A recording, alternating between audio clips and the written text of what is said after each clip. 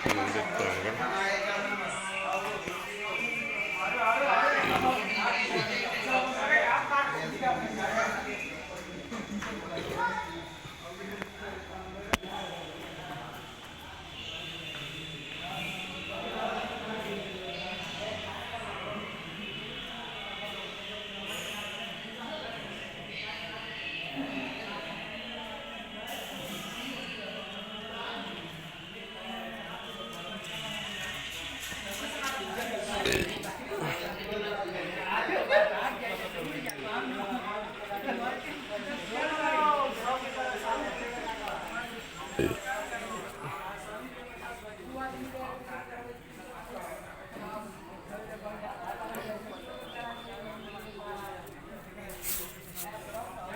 ओम नमः शिवाय गुरवे सच्चिदानंदमूर्ते।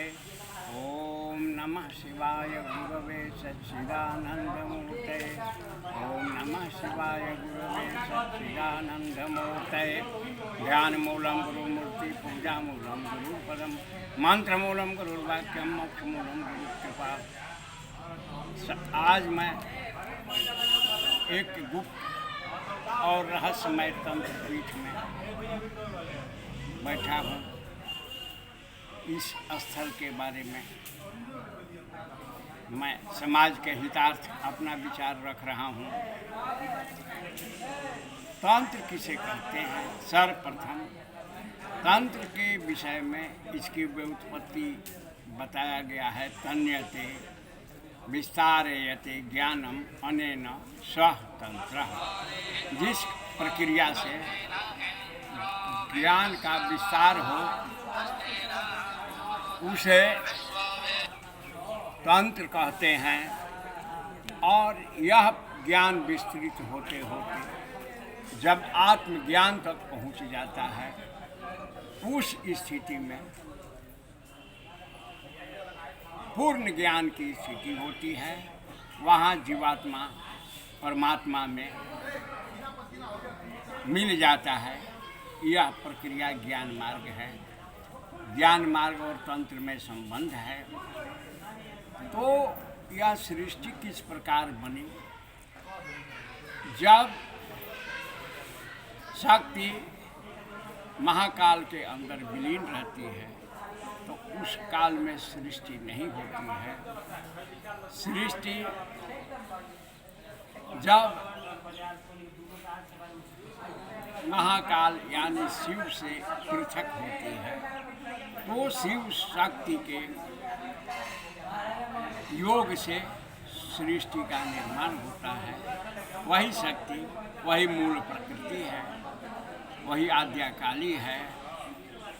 आगम ग्रंथों में सर्वसाध्या महाकाली त्रैलोक्य परमेश्वरी इस ढंग के बात बतलाया गया है। तो जब वह आद्यकाली प्रकट होती है तो सृष्टि का विस्तार होता है। तो यह सृष्टि शिव शक्त्यात्मक है। तो इस सृष्टि के निर्माण में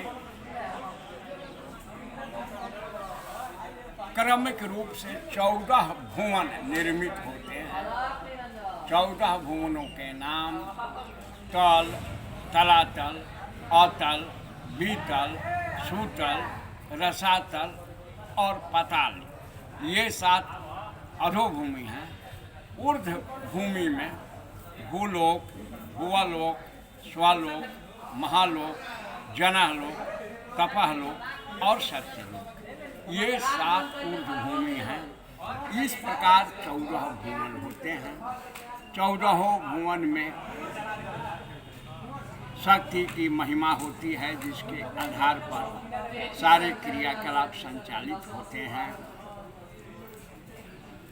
इस क्षेत्र की यह विशेषता है कि यहाँ अनादिकाल से अच्छे अच्छे साधक गण होते आए हैं। विभिन्न साधनाओं के द्वारा ज्ञान विज्ञान का अनुसंधान किए। इस स्थान की यह विशेषता है। इस नगरी में अनेकों प्राचीन सिद्ध स्थली हैं। बहुतेरे सिद्ध स्थल हैं जिनके बारे में आज के लोग नहीं जानते हैं। मैं जिस स्थल पर बैठा हूँ वह भगवती का मंदिर है। इन्हें नगर देवी भी आप कह सकते हैं, परंतु हमारे सनातनी परंपरा में हर गांव में हर स्थान पर ग्राम देवी का स्थान होता है, जहां 7 पिंडी स्थापित होती है और एक पिंडी थोड़े हट करके भैरव की होती है।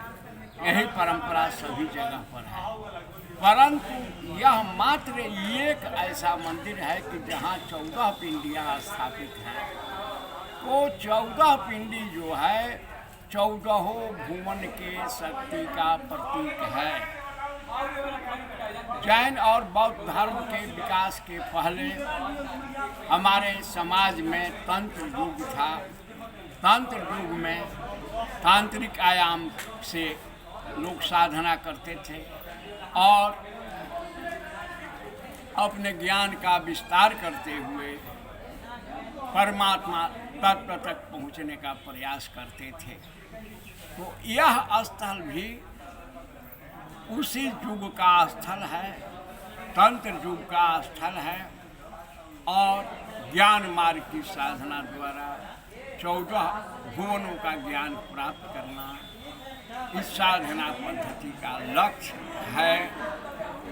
इस नगर में ऐसे और स्थान हैं, जैसे पतालेश्वर नाथ का मंदिर, सिद्धनाथ का मंदिर, बुढ़ऊ महादेव का मंदिर, अरण्य देवी का मंदिर, बुढ़िया माई और श्मशान काली इत्यादि मंदिर अवस्थित हैं, जो अपने में अति महत्वपूर्ण हैं। इस प्रकार 14 भुवन की ज्ञान की यह प्रक्रिया है। उस युग में साधक इस प्रक्रिया का अनुगमन करते हैं। कालांतर जैन बौद्ध इत्यादि संप्रदायों का विकास हुआ, तंत्र की प्रक्रिया छीन पड़ गई और ये सब स्थान जो हैं